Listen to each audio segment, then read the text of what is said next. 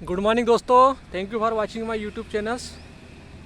दोस्तों आज हम चर्चा करेंगे श्रीमद् भगवत गीता के तीसरे अध्याय के 10वें श्लोक के बारे में। उसका जो उसमें भगवान श्री कृष्ण अर्जुन को समझाते हैं कि अर्जुन को समझाते हैं कि युद्ध दुर्योधन के विरुद्ध युद्ध करना तुम्हारे लिए क्यों आवश्यक है। लेकिन दोस्तों, जैसा हमने पहले अध्याय में अर्जुन विषाद योग में समझा था कि अर्जुन अब इतना एडामेंट था, वो चाहता था कि मतलब मैं अपनों को मार के कैसे जी पाऊँगा। मतलब उसके अंदर जो एक ममत्व की पार्श्विक वृत्तियों का बोझ डला हुआ था, वो अपने पशु तल पे ही जी रहा था। यानी जो पार्श्विक वृत्तियाँ जो होती है हमारी, क्योंकि दोस्तों हम पैदा होते हैं एक वृत्तियों के पुंज के साथ, जो पशु पक्षी भी होते हैं। यानी हमारा जो शरीर है वो एक मतलब प्रकृति के तल पे पैदा होता है, और उस प्रकृति के जो 3 गुण जो होते हैं तम रज सत, उसके आधार पे हमारा जीवन चलता है।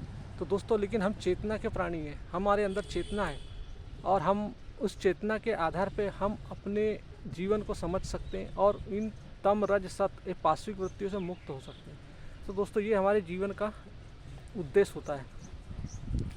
क्योंकि हम इसको समझना इसलिए चाह रहे हैं क्योंकि दोस्तों, जब तक हम अपने माइंड को उसका प्रमुख अर्थ न समझे कि हम क्यों जी रहे हैं, और तो उद्देश्य समझ आना चाहिए। तो दोस्तों, इसी वजह से भगवान श्री कृष्ण ने अर्जुन को समझाया था कि तुम जो दुर्योधन, जो कहना चाहिए एक दुराचारी अज्ञान के मोड़ पर चला गया है, जो संसार का विनाश करना चाहता है, स्वयं तुम्हारा भी विनाश करना चाहता है, जिसको विचारों के तल पे समझाया गया फिर भी वो नहीं समझ रहा है। यानी वो सत्य के खिलाफ तलवार लेके खड़ा है। और अर्जुन, तुम कह रहे हो कि तुम दुर्योधन से युद्ध नहीं करोगे, जिन्होंने तुम्हारे पत्नी को मतलब बीच सभा में निर्वस्त्र किया, करने की कोशिश की, तुम्हारे परिवार के प्रति षड्यंत्र रचा, तुम्हें धन दौलत से वंचित किया, उसके विरुद्ध भी तुम युद्ध नहीं करोगे बोल रहे हो। तो ये कितना बड़ा गलत काम करने जा रहे हो। तो दोस्तों, इस टाइप की जो सीख होती है वो भगवान श्री कृष्ण अर्जुन को देते हैं। लेकिन अर्जुन भी पशु के तल पे ही होता है, क्योंकि उसके अंदर की जो पार्श्विक वृत्तियाँ होती है वो उसके ऊपर छाई हुई रहती है। तो दोस्तों, हम सभी मनुष्य अर्जुन के तल पे ही होते हैं। हमें आत्मज्ञान नहीं होता, हमारे शरीर की संरचना को हम नहीं समझते हमारे अंदर, क्योंकि हमने कभी झांकते नहीं, हम ये नहीं पूछते कि मैं कौन हूँ। क्योंकि दोस्तों, इसी वजह से होता क्या है कि हम अपने वृत्तियों के गलत ट्रैप में फंस जाते हैं। और अर्जुन ये समझता है कि जो मैं कर्म नहीं करूँगा, यानी ऐसे कर्म क्या करके क्या फ़ायदा कि जो अपनों का नाश करे। तो कर्म नहीं करने की एक प्रतीक्षा वो करते हैं, कि विरोध करते हैं कि मैं कर्म नहीं करूँगा। तो दोस्तों, भगवान श्री कृष्ण समझाते हैं कि कर्म करना, तुम एक हाड़ मांस के पुतले हो। कर्म तुम्हारे अंदर स्वतः होते, जब से तुम पैदा हुए तब से, क्योंकि तुम प्रकृति हो, प्रकृति हमेशा गतिमान होती है, और कर्म हमेशा तुम्हारे अंदर स्वयं ही होते, तुम कर्म के करने वाले नहीं हो। दोस्तों, इसको समझने वाली बात यह है कि जो हमारे अंदर, हम मनुष्य हैं, हम जब पैदा होते तब पैदा होते ही हमारे अंदर स्वतः कर्म चालू हो जाते हैं। यानी हम सोचते हैं कि कर्म को हम कर रहे हैं, कर्म हमारे द्वारा नहीं होते, कर्म हमारे प्रकृति के जो गुण होते हैं उसके आधार पर होते हैं। और जिस परमात्मा की चेतना जो संसार के 10 दिशाओं में फैली है, उनके प्रभाव में ही हमारा जीवन चलता है। लेकिन हमारे अंदर एक ऐसा तत्व है अहंकार, जो समझता है कि मेरे कारण संसार का जीवन चल रहा है, और सोचता है कि मैं ही कर्म कर रहा हूँ। तो दोस्तों, ये हमारे लिए एक अज्ञानता का विषय होता है, जो हमारे अंदर हम स्वयं को नहीं जानते, और हमारे सारे कर्म जो होते हैं वो एक अज्ञान के केंद्र से निकलते हैं। तो दोस्तों, भगवान श्री कृष्ण समझाते हैं अर्जुन को कि तुम्हें कर्म तो करना ही पड़ेगा। बगैर कर्म, जन्म लिया है तो कर्म तो करना ही पड़ेगा, बगैर कर्म के कोई आदमी जीवित नहीं रह सकता। तो दोस्तों, अब हम समझते हैं कि जो कर्म होते हैं वो कर्म के प्रकार क्या होते हैं। तो दोस्तों, कर्म 2 प्रकार से होते हैं। एक होता है, यानी जो अहम होता है, जो अहंकार होता है, वो उसको एक अधिकार होता है चुनाव का। तो उसके सामने कर्म के 2 प्रकार होते हैं। एक होता है मिथ्याचारी कर्म और एक होता है सदाचारी कर्म। तो मिथ्याचारी कर्म जो होते हैं दोस्तों, मिथ्या मतलब होता है अहंकार के केंद्र से, जो अहंकार अपना गलत ट्रैप चुन लेता है। और दोस्तों एक प्रकृति के तल का भी कर्म होता है। तो ये जनरली मतलब मिथ्याचारी के साथ आप एक और जोड़ सकते हो, प्रकृति का कर्म, जिसको हम प्रकृति के तल पर रहकर कोई भी आदमी सोचता है कि जैसे दुर्योधन प्रकृति के तल पर रह के प्राकृतिक वृत्तियों के आधार पर वो आत्मा का वध करने चले जाता है। यानी भगवान स्वयं श्री कृष्ण जो आत्मस्वरूप है, उनकी बात को न मानना और उनका वध करने के लिए तैयार हो जाता है। तो ऐसे व्यक्ति होते हैं जिसको दुराचारी बोलते हैं। तो दुराचारी, मिथ्याचारी, ये दोनों प्रकृति के तल की होते हैं। तो दोस्तों लेकिन किसी हमारे समझाने वालों ने हमें समझाया कि जो दुराचारी जो होता है, यानी दुराचारी से ज़्यादा खतरनाक मिथ्याचारी होता है, क्योंकि मिथ्याचारी कपट की भावना से रहता है और दुराचारी प्रत्यक्ष, यानी जो भी करना रहता है वो अंधेरे में नहीं रखता, जो करना है खुलेआम करता है। जैसे दुर्योधन जो युद्ध कर रहा है खुलेआम कर रहा है, रावण खुद जो कुछ कर रहा था खुलेआम कर रहा था। लेकिन दोस्तों जो मिथ्याचारी होता है वो अपनी अनुपस्थित, यानी मुख में राम बगल में छुरी टाइप का होता है, क्योंकि वो हमेशा सत्य के सामने नहीं आना चाहता। लेकिन दोस्तों रावण को दुराचारी कह सकते हैं, लेकिन जो मिथ्याचारी से ज़्यादा अच्छा कहना चाहिए, थोड़ा अच्छा रावण हो सकता है। तो दोस्तों हम यहाँ पे किसी दुराचारी की प्रशंसा नहीं कर रहे, लेकिन एक कंपैरिजन में समझा रहे हैं कि मिथ्याचारी सत्य के सामने नहीं आता, तो सत्य के लिए बहुत कठिन होता है उस टाइप के। तो दोस्तों सत्य के लिए बहुत कठिन होता है उस टाइप के जो मिथ्याचारी के अगेंस्ट में जाके वर्क करने के लिए, उसको विगलित करने के लिए। तो दोस्तों मिथ्याचारी जो होता है वो अपना, यानी उसके अंदर कपट की भावना होती है, वो अपने कपट की भावना से छल करके वो सत्य के सामने नहीं आता। लेकिन दोस्तों जो दुराचारी होता है, जैसे रावण ही था, रावण ने जो कुछ भी किया था ऑन द स्पॉट किया था, प्रत्यक्ष रूप से किया था। तो क्योंकि जो सत्य के सामने आता है तो निश्चित ही उसकी मृत्यु हो जाती है। लेकिन जो मिथ्याचारी जो भागते रहता है वो सबसे ज़्यादा परेशान करता है आम आदमी के। तो दोस्तों जो मिथ्याचारी जो होता है वो हमेशा बहुत ही कपटपूर्ण रहता है। तो ऐसे व्यक्ति से हमेशा हमें सावधान रहना चाहिए। और दोस्तों एक तल होता है जिसमें हम कहना चाहिए सहजाचारी, जिसका केंद्र आत्मा के केंद्र से संचालित होता है। उसमें दोस्तों जो कर्म होते हैं वो सहज कर्म होते हैं, वो आत्मज्ञान से प्रभावित होते हैं, आत्म अवलोकन के आधार पर होते हैं, आत्मचिंतन के आधार पर होते हैं। उसमें हमारे जो कर्म होते हैं वो सत्य के केंद्र से जनित होते हैं और उसका परिणाम भी हमें लाभकारी होता है।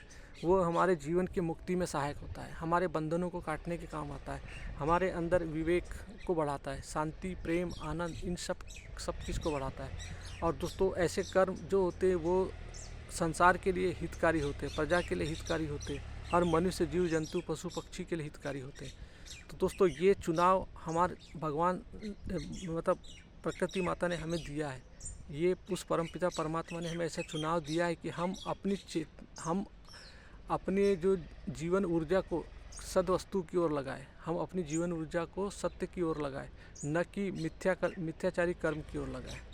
तो दोस्तों भगवान श्री कृष्ण समझाते हैं अर्जुन को कि अर्जुन तुम्हें सोचना है कि तुम्हें मिथ्याचारी कर्म करना है या दुराचारी कर्म करना है या सहजा कर्म करना है। तुम सत्य की राह पे कर्म करके चलो, क्योंकि कर्म तो निरंतर होना ही है। कर्म तुम्हारे होने और नहीं होने से नहीं है। तुमने जन्म लिया है, जन्म हुआ है, तो तुम्हारे कर्म तो स्वतः होंगे ही होंगे। जब कर्म पर किसी का अधिकार नहीं है। प्रकृति के पुतले हैं, कर्म स्वतः प्रकृति माता के द्वारा हमारे अंदर होती रहते हैं। तो दोस्तों जीवन में हमें किसी भी काम को करने के लिए हमारा केंद्र सही होना चाहिए। हमारे मन का केंद्र में अंदर जो बैठा हुआ जो अहम है वो हमेशा यदि आत्मा के केंद्र से संचालित हो रहा है तो हमारे कर्म बहुत अच्छे होंगे। और यदि वो आत्मा के केंद्र से संचालित नहीं, अहम के केंद्र से, अशुद्ध मय के केंद्र से यदि संचालित हो रहा है तो निश्चित ही उस कर्म में मिथ्याचारी, दुराचारी होगा। और वो, क्योंकि दोस्तों हम दुराचारी किसको बोलते हैं कि जो व्यक्ति जो प्राकृतिक रूप से गतिविधियों के आधार पर चलता है। जैसे एक पशु होता है, वो किसी भी जीव जंतु का भक्षण करता है तो उसके लिए किसी भी प्रकार की रोक टोक नहीं होती। जैसे एक अजगर यदि हिरन का शिकार करता है तो उसके लिए कोई रोक टोक नहीं होगी, लेकिन यदि कोई व्यक्ति यदि हिरन को मार के खाता है तो उसके लिए उससे सज़ा का प्रावधान होता है। क्योंकि दोस्तों पशु पक्षी के लिए एक लिमिटेड सीमा होती है, उनके अंदर सोचने समझने की शक्ति नहीं होती, इसलिए प्रकृति के गोद में पैदा होते हैं और प्रकृति के गोद में ही वे मर जाते हैं। लेकिन दोस्तों मनुष्य एक चेतना का प्राणी होता है। मनुष्य के पास ये अधिकार होता है कि वो पशु पक्षी को समझे, उनके जीवन को समझे और वो पशु पक्षियों का शिकार न करे, उनको अपने भोग का विषय ना बनाए। क्योंकि हर जीव जंतु उसी परमात्मा के इन्फ्लुएंस में जीते हैं, जिस प्रभाव में हम लोग जीते हैं। तो दोस्तों यदि हम उन पशु पक्षी को यदि भक्षण करते हैं, भोग करते हैं, तो हम अपने ही उस परम सत्य के विरोध में जाके कार्य करते हैं। तो दोस्तों हमें यह समझना है कि प्रकृति माँ ने सभी जीव जंतु को इस संसार में पैदा करने के लिए भेजा है ताकि हम अपना जीवन जी सके। और दोस्तों वो पशु पक्षी जीव जंतु भी हमें अपने जीवन में कुछ सिखाती है, हमें कुछ ज्ञान देती है। उनके माध्यम से ही हम अपने जीवन को बेहतर बना सकते हैं। वे सब हमारे मनुष्य जीवन का जो उद्देश्य है कि जीवन में मुक्ति चाहिए, अपने बंधनों से, अपनी पार्श्विक वृत्तियों से मुक्ति चाहिए। तो दोस्तों ये जितने भी जो क्रिएचर है ये किसी न किसी रूप में हमारे लिए सहायक होते हैं, हमें मुक्ति की राह में सहायक होते हैं कि ताकि हम अपने बंधनों को काट सकें। तो दोस्तों जीवन में मिथ्याचारी, दुराचारी और सदाचारी इनका अर्थ हमें समझना बहुत ज़रूरी है। तो दोस्तों इसलिए भगवान श्री कृष्ण अर्जुन से कहते हैं कि तुम्हें अर्जुन सदाचारी बनकर कर्म करो ताकि प्रजा का हित हो। क्योंकि कर्म तो तुम खुद नहीं कर रहे हो, कर्म तो स्वतः तुम्हारे अंदर हो रहा है। कर्म तो हमारे अंदर जो गति प्रकृति में निरंतर होती रहती है, प्रति पल गति होती रहती है। क्योंकि दोस्तों हम मन के तल पे, शरीर के तल पे गति होती रहती है, मन के तौर पे गति होती रहती है। क्योंकि मन कभी भी समय में जीता है, विचार भावनाएं ये सब समय के साथ परिवर्तन होते रहते हैं। इसलिए दोस्तों हमारे अंदर ऐसा कोई चीज़ नहीं है प्राकृतिक रूप से जो परिवर्तन ना हो, हर चीज़ परिवर्तनशील है।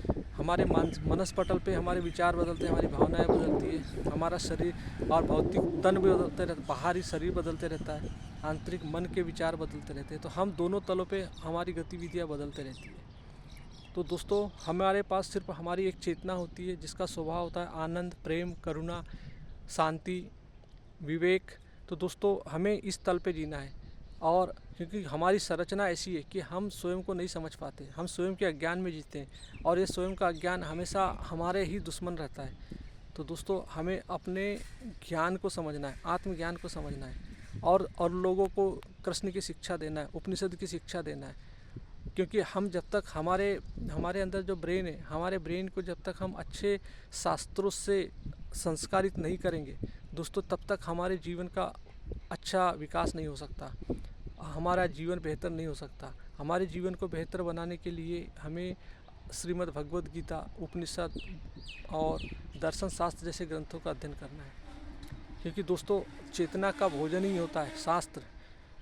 हमारे अंदर जैसे किसी मकान को बनाने के लिए एक मजबूत सीमेंट चाहिए, तो दोस्तों उसी प्रकार हमारे भी चेतना को नर्चर करने के लिए एक बिल्कुल उच्चतम ग्रंथ चाहिए जो हमारे अस्तित्व से जुड़े हुए हैं। जैसे उपनिषद है, जैसे श्रीमद् भगवद गीता है, दुर्गा सप्तशती, भारतीय दर्शन, ये हमारे अस्तित्व के ग्रंथ है। यदि हम इन ग्रंथों को अपने जीवन में उतारें तो निश्चित ही हमारा जीवन भी उसी सीमेंट की तरह कंक्रीट मजबूत हो जाएगा।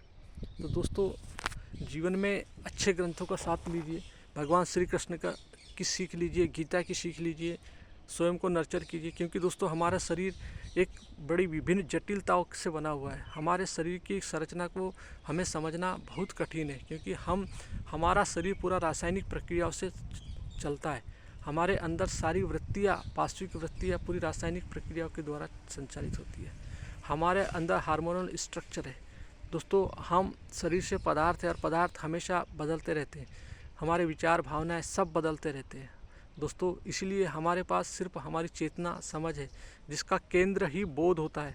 बोध मतलब ज्ञान होता है, समझ होती है, अंडरस्टैंडिंग होती है। क्योंकि दोस्तों हमारा शरीर में न जाने कितनी भ्रांति है, हमारे मन में कितनी भ्रांति है। क्योंकि हम जीते ही कल्पनाओं के तल पे, हम जीते ही व्यवहारिक तल पे, हम पारमार्थिक तल पे बहुत कम जीते हैं।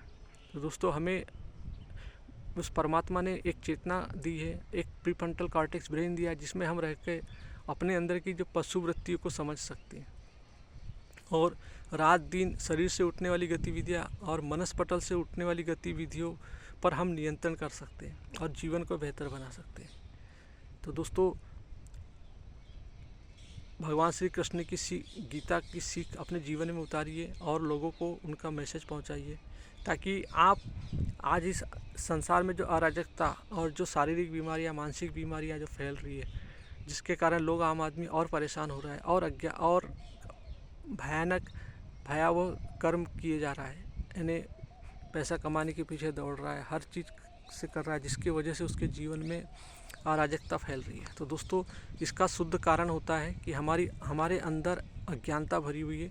हम अपने जीवन में श्री कृष्ण की गीता का प्रकाश उतना प्रकाशित नहीं है, जिसके कारण हम अज्ञान में जी रहे हैं। तो दोस्तों हमें भगवान श्री कृष्ण की गीता का प्रकाश अपने जीवन में लाना है और अपनी चेतना को नर्चर करना है और जीवन के जो बंधन है उनसे मुक्त होना है।